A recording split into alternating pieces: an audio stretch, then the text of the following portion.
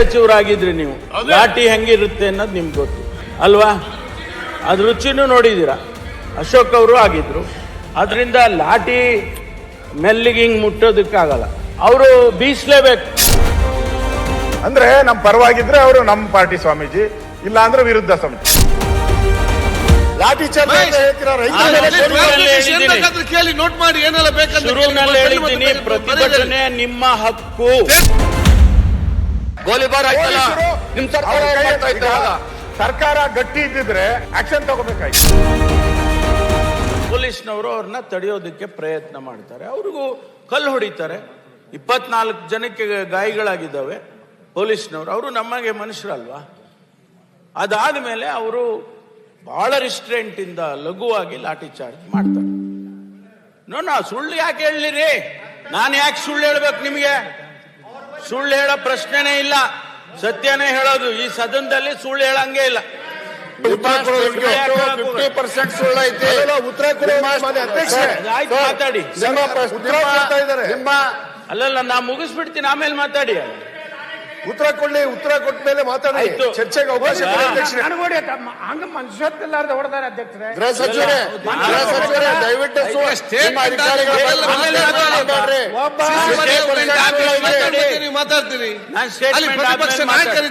ಮಾತಾಡಿ. ನಿಮ್ಮ ವರ್ಷನ್ ಹೇಳಿ, ನಿಮ್ಮ ವರ್ಷನ್ ಖಂಡಿತವಾಗಿ ಹೇಳಿ. ಲಾಠಿ ಚಾರ್ಜ್ ಲಘುವಾಗಿ ಆಗಲಿಲ್ಲ, ಬಹಳ ಬಿಗಿಯಾಗಿ ಆಗಿದೆ ಮತ್ತು ಇಡೀ ರಾಜ್ಯ ನೋಡಿದ್ದಾರೆ ಮೀಡಿಯಾದಲ್ಲಿ. ಅದು ಹೆಂಗ್ ಹೊಡ್ದಿದ್ದಾರೆ ಅಂತ. ಅಲ್ಲಲ್ಲ, ನೀವು ಗೃಹ ಸಚಿವರಾಗಿದ್ರಿ, ನೀವು ಗೃಹ ಸಚಿವರಾಗಿದ್ರಿ, ಸ್ಮೂತ್ ಆಗಿ ಹ್ಯಾಂಡಲ್ ಮಾಡಿದ್ದಾರೆ. ನಿಮ್ಮ ಮಾತಿಂದ ಗೃಹ ಸಚಿವರಾಗಿದ್ರಿ ನೀವು, ಲಾಠಿ ಹೆಂಗಿರುತ್ತೆ ಅನ್ನೋದು ನಿಮ್ಗೆ ಗೊತ್ತು ಅಲ್ವಾ? ಅದ್ರ ರುಚಿನೂ ನೋಡಿದ್ದೀರಾ. ಅಶೋಕ್ ಅವರು ಆಗಿದ್ರು. ಅದರಿಂದ ಲಾಠಿ ಮೆಲ್ಲಿಗೆ ಹಿಂಗೆ ಮುಟ್ಟೋದಕ್ಕಾಗಲ್ಲ, ಮುಟ್ತಾರ ಹಿಂಗೆ, ಅವರು ಬೀಸಲೇಬೇಕು. ಅದನ್ನ ಡಿಫೈನ್ ಮಾಡಬೇಕು ಅಂದ್ರೆ ಹೇಳ್ತೀನಪ್ಪ. ಸರ್, ಸಚಿವರಾದ ಜ್ಞಾನೇಂದ್ರ ಅವರು ಹೋಮ್ ಮಿನಿಸ್ಟರ್ ಇರ್ಬೇಕಾದ್ರೆ ಲಾಠಿ ಆಯ್ತಾಯ್ತು ಸ್ವಾಮಿ ಅವರೇ. ಆದ್ರಿಂದ ಮಾನ್ಯ ಅಧ್ಯಕ್ಷರೇ, ಲಾಠಿ ಚಾರ್ಜ್ ಮಾಡಿದ್ದಾರೆ. ಲಾಠಿ ಚಾರ್ಜ್ ಮಾಡಿರೋದೇ ತಪ್ಪು. ಆ ಅಧಿಕಾರಿಗಳನ್ನೆಲ್ಲ ನೀವು ಅವ್ರ ಮೇಲೆ ಕಾನೂನಿನ ಕ್ರಮ ತಗೋಬೇಕು. ಹಾಗಾದ್ರೆ 10,000 ಜನನ ಸುವರ್ಣಸೌಧಕ್ಕೆ ಬಿಟ್ಬಿಡ್ಬೇಕಾಗಿತ್ತ? This is a responsible government. We have a responsibility. We have a responsibility to run the government peacefully in this state. ಯಾರು ಏನ್ ಮಾಡಿದ್ರು ಬಿಟ್ಬಿಡ್ಬೇಕು. ಸುವರ್ಣಸೌಧದ ಒಳಗಡೆ ನುಗ್ಗಿದ್ರು ಬಿಟ್ಬಿಡ್ಬೇಕು. Is this the advice? Sir, police station Pakistan ಅಂತ ಹೇಳಿದವರು ಪಾಕಿಸ್ತಾನ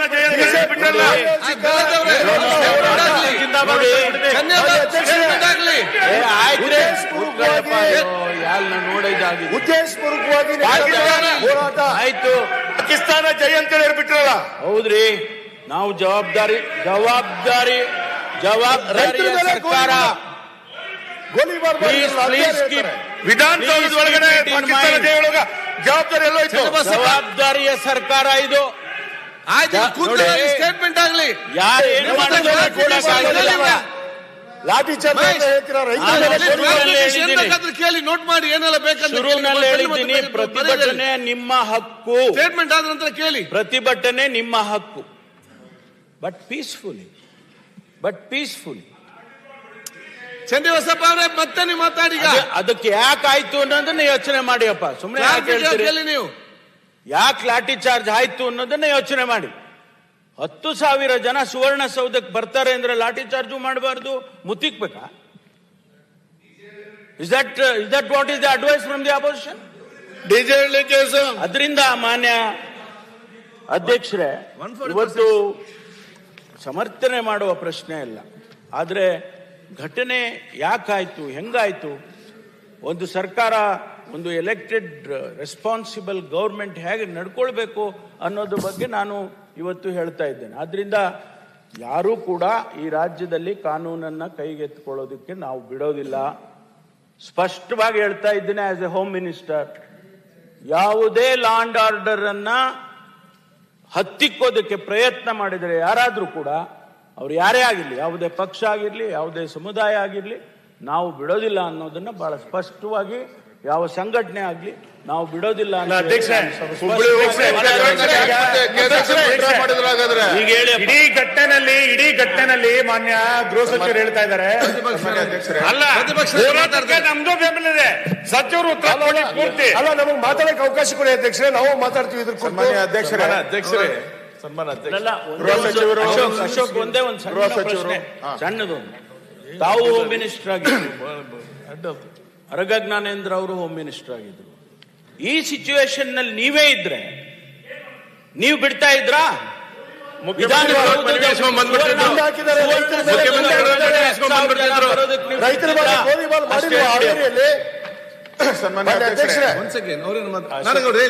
ಸ್ಟೇಟ್ಮೆಂಟ್ ಮಾಡಿದ್ದಾರೆ. ಅವ್ರೇನು ಸ್ಟೇಟ್ಮೆಂಟ್ ಮಾಡಲ್ಲ, ಮಂತ್ರಿಗಳಲ್ಲ.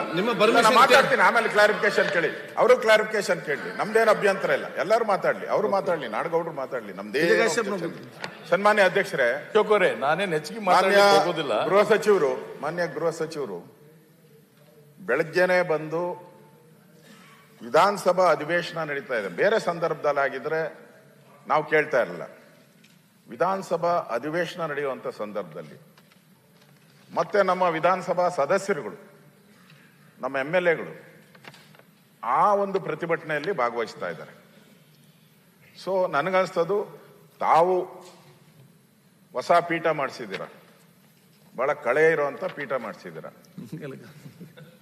ಅದಕ್ಕೋಸ್ಕರ ಆ ಕಳೆ ಇರೋ ಪೀಠದಲ್ಲಿ ನೋಡ್ತಾ ಇದ್ದೀನಿ ಹಿಂದೆಗಡೆ ನಿಂದು ತೋರ್ಸ್ತಾ ಇದ್ದಾರೆ. ನೀನ್ ಹಾಕಿರೋ ಶರ್ಟೇ ಬೇರೆ, ಆ ಕಲರ್ ತೋರಿಸ್ತಾ ಇರೋದೇ ಬೇರೆ. ತೋರಿಸಿ ಅವ್ರಿಗೆ ನೀನ್ ನೋಡಲ್ಲ ಹಿಂದೆಗಡೆ ಏನ್ ಕಲರ್ ನೀನ್ ನೋಡ್ಕೊತ ಅವ್ರು ಈಗ ನೀನ್ ತೋರಿಸ್ತಾ ಇರೋದು ನಿಮಿಷ ನಿನ್ ಬಟ್ಟೆ ಕಲರ್ ಚೇಂಜ್ ಅದಲ್ಲ, ನಿನ್ ಕಲರ್ ಇವ್ರ ಬಟ್ಟೆ ಕಲರ್ ನೋಡಿ, ನಿನ್ ಕಲರ್ನು ಚೇಂಜ್ ಮಾಡಿದವ್ರು, ಅದೊಂದೇ ಕಲರ್ ಚೇಂಜ್ ಮಾಡಿಲ್ಲ ಅವರು. ನನ್ ಕಲರು ಅವ್ರು ಬಿರಿ ನಿನ್ನೆ ತೋರಿಸ್ತಾವ್ರಲ್ಲ, ಸ್ಪೀಕರ್ ಆರ್ಡರ್ ಮಾಡ್ಬಿಟ್ಟಿದ್ದಾರೆ. ನೋಡಿ ಶಿವಕುಮಾರ್ ಸರ್ ನೀವು ಹೇಳ್ದಂಗ ನಮ್ ಸ್ಪೀಕರ್ ಸಾಹೇಬ್ರು ಯಾರ್ಯಾರ ಕಲರ್ ಯಾವಾಗ ಚೇಂಜ್ ಮಾಡ್ತಾರೋ ಗುರ್ತಾ ಆಗೋದಲ್ಲ. ಈಗ ಬೆಳಗ್ಗೆಯಿಂದ ಅಧಿವೇಶನ ನಡೆಸ್ತಾ ಇದಾರಲ್ಲ, ಇವ್ರ ಬಟ್ಟೆ ಯಾಕೆ ನಡೆಸ್ತಾ ಇದ್ದಾರೆ ಅನ್ನೋದು ಎಲ್ಲರಿಗೂ ಗೊತ್ತಿದೆ. ನೋಡಿ, ನಾನು ಕಲರ್ ಎಫೆಕ್ಟ್ ಅದು. ಒಬ್ಬ ನಮ್ಮ ಸದಸ್ಯರುಗಳು, ಗೌರವಾನ್ವಿತ ಸದಸ್ಯರುಗಳು, ಮಾಜಿ ಮಂತ್ರಿಗಳಾಗಿದ್ದಂಥವ್ರು, ಕೇಂದ್ರ ಸಚಿವರಾಗಿದ್ದಂಥವ್ರು, ಇವರೆಲ್ಲ ಭಾಗವಹಿಸ್ತಾ ಇದ್ದಾರೆ. ನಾನು ಹೇಳೋದು ತಮ್ಮದು ಕೂಡ ಕರ್ತವ್ಯ ಇದೆ, ಬರೀ ಗೃಹ ಸಚಿವರದಲ್ಲ. ಗೃಹ ಸಚಿವರು ಅಷ್ಟೇ. ಅವ್ರು ಇಷ್ಟ ಇದ್ದಾಗ ಅವರು ಆ ಖಾತೆ, ಇಷ್ಟ ಇಲ್ದಿರ ಆಗವರು ನನಗೆ ಗೊತ್ತಿಲ್ಲ. ಅದು ಕೊಟ್ಟಾಗ ಹೇಳಿದ್ರಂತೆ, ನನಗೆ ಈ ಖಾತೆನೇ ಬೇಡ ಅಂತ ಮನೆಗೆ ಓಡೋಗಿದ್ರು ಅಂತ ನನಗೆ ಸುದ್ದಿ. ಅವ್ರ ಜೊತೆಗಿದ್ದವ್ರು ಹೇಳಿದ್ರು ನನಗೆ ಈ ಖಾತೆ ಬೇಡ ಅಂತ ಹೇಳಿ ಮನೆಗೆ ಓಡ್ಬೇಕು.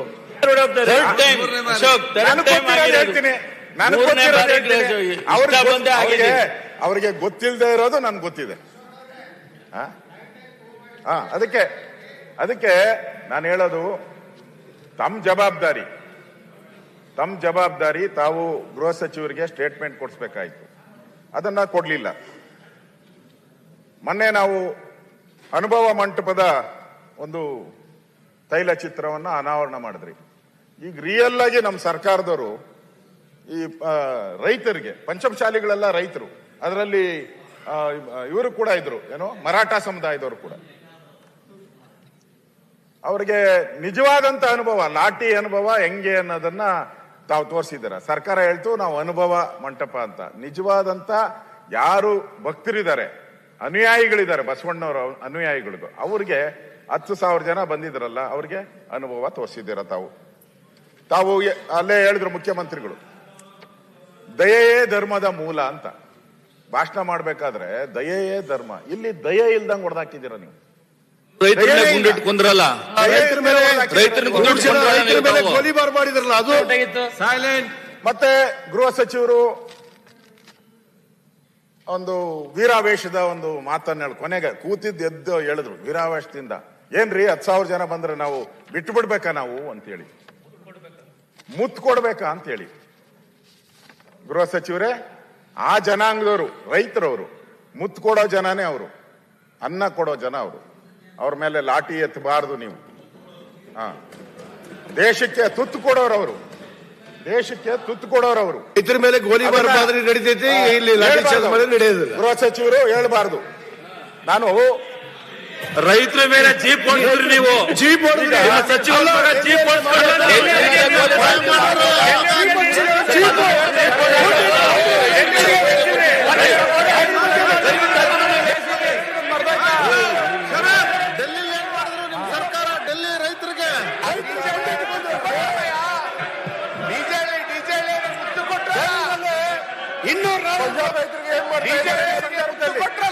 ಗೃಹ ಸಚಿವರು ಹೇಳಿದ್ರು ಬಿಜೆಪಿ ಏನ್ರಿ ನಾವೇನ್ ಮಾಡ್ಬೇಕು, ಏನ್ ಬೇಕಾದ್ರೂ ಮಾಡ್ಬೋದು. ಇವ್ರಿದ್ರೆ ಕಲಿಬೇಕಾದ್ರೆ ನಮ್ಮ ಸರ್ಕಾರ ಇದ್ದಾಗ. ಅಧ್ಯಕ್ಷರೇ, ಓ ಅಧ್ಯಕ್ಷರೇ, ಅಧ್ಯಕ್ಷರೇ, ಕಾಂಗ್ರೆಸ್ನ ಪೇಮೆಂಟ್ ಬಿಜೆಪಿ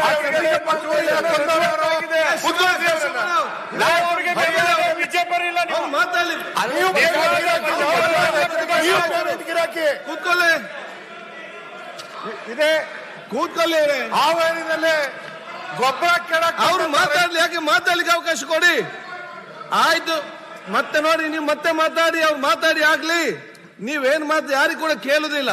ನೀವು ವ್ಯಾಲಿಡ್ ಪಾಯಿಂಟ್ ಇರ್ಬೋದು, ಒಂದು ಯಾರಿಗೆ ಕೇಳ್ಬೇಕಲ್ಲ. ಅಧ್ಯಕ್ಷ ಅದಕ್ಕಲ್ಲ, ಸುತ್ತಿ ಬರಿಸಿ ನಮ್ಮೇಲೆ ಅಪ್ಪದ. ಈಗ ನೀವೆಲ್ಲ ಮಾತಾಡ್ತೀರೇನ್ರಿ?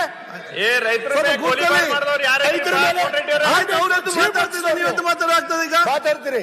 ಸನ್ಮಾನ್ಯ ಅಧ್ಯಕ್ಷರೇ, ಸನ್ಮಾನ್ಯ ಅಧ್ಯಕ್ಷರೇ, ನಾನು ಈಗ ಒಂದು ನಿಮಿಷ, ಗೌರವಾನ್ವಿತ ಏನು ನಮ್ಮ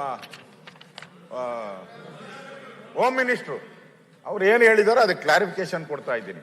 ನಾನು ಹೇಳಿರೋದಕ್ಕೆ ಕ್ಲಾರಿಫಿಕೇಶನ್ಗೆ ಅವರೆಲ್ಲ ರೆಡಿ ಮಾಡ್ಕೊಂಡ್ಲಿ, ಬರ್ಕೊಂಡೆಲ್ಲ. ನಾನು ಬರ್ಕೊಂಡೆ ಅವ್ರು ಹೇಳುವಾಗ, ನಾನು ಕೂತ ಇದ್ದೆ, ನಾನೇನು ಮಾತಾಡೇ ಇಲ್ಲ, ಒಂದು ಸರಿನೂ ಎದ್ದಿಲ್ಲ. ನಾನು ಅವ್ರು ಹೇಳಿದ್ನೆಲ್ಲ ಬರ್ಕೊಂಡಿದ್ದೀನಿ. ಹಾಗೆ ಅವ್ರು ಬರ್ಕೊಂಡ್ಲಿ, ಬರ್ಕೊಂಡು ನನಗೆ ಏನೇನು ಕ್ಲಾರಿಫಿಕೇಶನ್ ಬೇಕೋ ಕೊಡ್ಬೋದು. ಪ್ರಜಾಪ್ರಭುತ್ವ ಇದು, ಡೆಮೋಕ್ರಸಿಯಲ್ಲಿ ಕೊಡೋಕ್ಕೆ ಅಧಿಕಾರ ಇದೆ.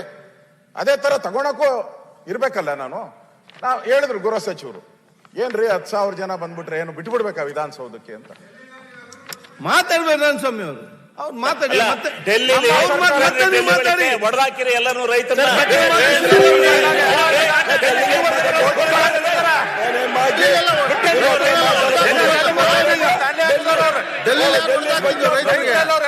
ಶಿವಲಿಂಗ ಅವ್ರೆ, ವಿಜಯ್ ಕಾಶ್ಯಪನ ಅವ್ರು ಕೂತ್ಕೊಳ್ಳಿ, ಅವ್ರು ಮಾತಾಡಿ ಆಗ್ಲಿ. ಶರತ್ ಯಾಕೆ ಅಧ್ಯಕ್ಷ ಆಯ್ತು, ಅವ್ರು ಮಾತಾಡ್ಲಿ, ಅವ್ರು ಮಾತಾಡ್ಲಿಕ್ಕೆ ಅವಕಾಶ. ರೈತರ ಮೇಲೆ ಗೋಲಿ ನೀವು ಮತ್ತೆ ಹೇಳಿ, ನೀವು ಮತ್ತೆ ಮಾತಾಡಿ. ಈ ರೀತಿ ಬೊಬ್ಬಾಕಿ ಏನ್ ಕೂಡ ಪ್ರಯೋಜನ ಇಲ್ಲ. ಜನ ನಿಮ್ಮನ್ನೆಲ್ಲ ನೋಡ್ತಾ ಇದ್ದಾರೆ, ನೀವೇನ್ ಮಾಡ್ತಿದ್ದೀರ ಅಂತ ಹೇಳಿ. ಪ್ರತಿಪಕ್ಷ ಮಾತಾಡ್ತಾರೆ, ಮಾತಾಡ್ಲಿ. ಅವ್ರು ಮಾತಾಡ್ಲಿಕ್ಕೆ ಅವಕಾಶ ಕೊಡಿ, ನೀವು ಕೇಳಿ, ಮತ್ತೆ ನೀವು ಅವ್ರಿಗೆ ಉತ್ತರ ಕೊಡಿ. ಸನ್ಮಾನ್ಯ ಅಧ್ಯಕ್ಷರೇ, ಶ್ರೀನಿವಾಸ್ ಕೂತ್ಕೊಳ್ಳಿ, ಬರುದೇ ಅಪರೂಪ, ಬಂದ್ರೆ ನಿಂತೆ ಹೋಗ್ಬಿಟ್ಟು. ಅಧ್ಯಕ್ಷರೇ, ಗೃಹ ಸಚಿವರು ಹೇಳಿದ್ರು 10,000 ಜನ ಬಂದ್ರೆ ಬಿಟ್ಬಿಡ್ಬೇಕಾ ಅಂತ. ನಮ್ಮ ಕಾಲದಲ್ಲೂ ಕೂಡ 2 ಲಕ್ಷ ಜನ ಬಂದಿದ್ರು. ಇದೇ ಪಂಚಮಶಾಲಿ ಹೋರಾಟ 2 ಲಕ್ಷ ಜನ ಬಂದಿದ್ರು. ಆಗ ಬಹಳಷ್ಟು ಜನ ನಮ್ಮ ಸ್ನೇಹಿತ ಮಿತ್ರರು ಮಾತಾಡ್ತಾರಲ್ಲ, ಇವರೆಲ್ಲರೂ ಕೂಡ ಪ್ರತಿಭಟನೆಯಲ್ಲಿ ಭಾಗವಹಿಸಿದ್ರು. ಪಾರ್ಟಿಯವರು ಬಂದಿದ್ರು, ಮಾತಾಡಿ ಆಗ್ಲಿ, ನಮ್ಮವರು ಬಂದಿದ್ರು. ಆ ಪ್ರತಿಭಟನೆಯಲ್ಲಿ ಕಾಂಗ್ರೆಸ್ಸಿನ ಆ ಭಾಗದ ಶಾಸಕರು, ನಮ್ಮ ಬಿಜೆಪಿ ಎಲ್ಲಾ ಶಾಸಕರು ಬಂದಿದ್ರು. ಸುಮಾರು 2 ಲಕ್ಷ ಜನ ಇದ್ರು. ಬಂದು ನುಗ್ಗಿ ಅಂತ ಹೇಳಿದ್ರ, ನಾವು ಹ್ಯಾಂಡಲ್ ಮಾಡಿದ್ರಿ ಅದನ್ನ. ಕೇಳ್ತೀವಿ ನಾವು. ತಾಯಿ ಮೇಲೆ ನಿಮ್ ಮುಖ್ಯಮಂತ್ರಿಗಳು ಸರ್ಕಾರ ಏನ್ ಮಾತು ಕೊಟ್ಟಿತ್ತು, ತಾಯಿ ಮೇಲೆ ಅನುವಾದಿಸಿದ್ರಿ. ಅವ್ರಿಗೇನ್ ಮೀಸಲಾತಿಯನ್ನ ಕೊಡಬಹುದಾಗಿದೆ. ಅದಕ್ಕೆ ಆ ಸಂದರ್ಭದಲ್ಲಿ ಬಸವರಾಜ ಬೊಮ್ಮಾಯಿ ಅವರು ಮುಖ್ಯಮಂತ್ರಿ ಆಗಿದ್ದಾಗ ಏನೋ ನಮ್ ಕೈಲಿ ಏನ್ ಸಾಧ್ಯ ಇದೆಯೋ ನಾವು ಅದನ್ನ ಕೊಟ್ಟಿದ್ದೀರಿ. ನಮ್ ಕೈಲಿ ಏನ್ ಸಾಧ್ಯ ಇದೆಯೋ ಅದನ್ನ ಕೊಟ್ಟಿದ್ದೀರಿ. ಇವತ್ತು ಇನ್ಯ ಕೆಲವರು ಹೇಳ್ತಾ ಇದ್ರು, ನಾನು ಪತ್ರಿಕೆಯಲ್ಲಿ ನೋಡಿದೆ, ಏನ್ರಿ ಆ ಸ್ವಾಮೀಜಿ ಏನು ಅವರು ಬಿಜೆಪಿಯವರ ಅಂತ ಹೇಳಿದ್ದಾರೆ ಸ್ಟೇಟ್ಮೆಂಟ್. ಇವತ್ತು ಬಿಜೆಪಿಯವರ ಅವ್ರ ಸ್ವಾಮೀಜಿ ಬಿಜೆಪಿಯವರ ಅಂತ. ಹಿಂದೆ ನಮ್ಮ ಮೇಲೆ ಪ್ರತಿಭಟನೆ ಮಾಡಿದ್ರಲ್ಲ, ಆಗ ನಾವೇನ ಕಾಂಗ್ರೆಸ್ ಸ್ವಾಮೀಜಿ ಅಂತ ಹೇಳಿದ್ರ? ನಾವೇನ್ ಹೇಳಿಲ್ಲ. ಅಂದ್ರೆ ನಮ್ಮ ಪರವಾಗಿದ್ರೆ ಅವರು ನಮ್ಮ ಪಾರ್ಟಿ ಸ್ವಾಮೀಜಿ, ಇಲ್ಲ ಅಂದ್ರೆ ವಿರುದ್ಧ ಸ್ವಾಮೀಜಿ. ಅದು ಸರಿಯಲ್ಲ. ಅವ್ರದ್ದು ಹೋರಾಟ ಮಾಡ್ತಾ ಇರೋದು ಈ ಕಾಲದಿಂದ ಅಲ್ಲ, ಬಹಳಷ್ಟು ಸರ್ಕಾರದ ವಿರುದ್ಧ ಹೋರಾಟವನ್ನ ಮಾಡಿದ್ದಾರೆ. ನಾನು ಗೃಹ ಸಚಿವರಿಗೆ ಕೇಳಕ್ ಇಷ್ಟಪಡ್ತೀನಿ, ಇದೊಂದು ತಾವು ಹೇಳಿದ್ರಿ ಏನು ಲಾಠಿ ಚಾರ್ಜ್ ಮಾಡದೆ ಏನ್ ಮಾಡ್ಬೇಕಾಯ್ತು ಅಂತ. ನಾನು ಗೃಹ ಸಚಿವರಾಗಿದ್ದೆ, ನಮ್ಮ ಜ್ಞಾನೇಂದ್ರನು ಗೃಹ ಸಚಿವರಾಗಿದ್ರು. ನೋಡಿ, ಬೆಂಕಿ ಅಂಟುತ್ತೈತಲ್ಲ, ನಾವು ಸಣ್ಣ ಕಿಡಿನೇ ಅಂಟಿಸೋದು. ಪೊಲೀಸ್ ಇಲಾಖೆನೂ ಬಹಳ ಸೆನ್ಸಿಟಿವ್ ಆಗಿರ್ಬೇಕು, ಬೇರೆ ಇಲಾಖೆ ತರ ಅಲ್ಲ ಅದು. ನೀವು ಅಂಟಿಸಿದ್ರೆ ಅದು ಮನೆ ಅಂಟ್ಕೊಂತೋ ನಮ್ಗೆ ಗೊತ್ತಾಗಲ್ಲ, ಊರ್ ಅಂಟ್ಕೊಂತೋ ಗೊತ್ತಾಗಲ್ಲ, ರಾಜ್ಯ ಅಂಟ್ಕೊಂತನೋ ಗೊತ್ತಾಗಲ್ಲ. ಜವಾಬ್ದಾರಿ ಇರಬೇಕು ಪೊಲೀಸ್ ಅಧಿಕಾರಿಗಳಿಗೆ. ಆ ಜವಾಬ್ದಾರಿಯನ್ನ ತಪ್ಪಿದ್ದಾರೆ ಇವತ್ತು ಇಡೀ ಉತ್ತರ ಕರ್ನಾಟಕದ ಸುಮಾರು 12 ಜಿಲ್ಲೆಯಲ್ಲಿ ಸ್ಟ್ರೈಕ್ ಆಗ್ತಾ ಇದೆ, ರಸ್ತೆ ತಡೆ ಮಾಡ್ತಾ ಇದ್ದಾರೆ, ಟ್ರಾಫಿಕ್ ಜಾಮ್ ಆಗಿದೆ ಎಲ್ಲ ಕಡೆ, ಯಾರು ಬರಕ್ಕೆ ಆಗ್ತಾ ಇಲ್ಲ.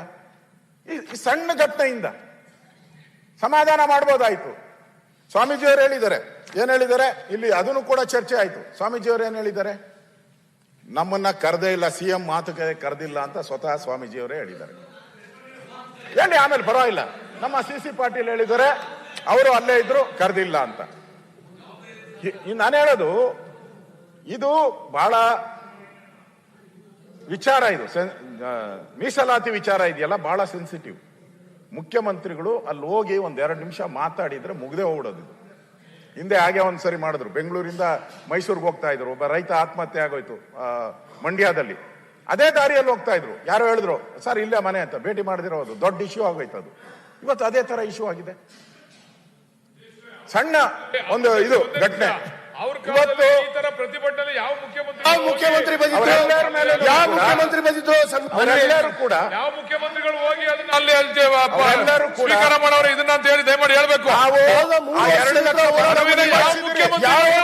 ನಿಮ್ಮ ಸರ್ಕಾರದಲ್ಲಿ ಯಾವ ಮುಖ್ಯಮಂತ್ರಿಗಳು ಹೋಗಿ ಸ್ವೀಕಾರ ಮಾಡೋರು ದಯಮಾಡಿ ಹೇಳಿ. ನೀವು ವಿರೋಧ ಪಕ್ಷದ ನಾಯಕರಾಗಿ ನಿಮ್ಮ ಇಷ್ಟ ಬಂದಾಗ ಮಾತಾಡೋದಲ್ಲ, ನೀವು ಜವಾಬ್ದಾರಿ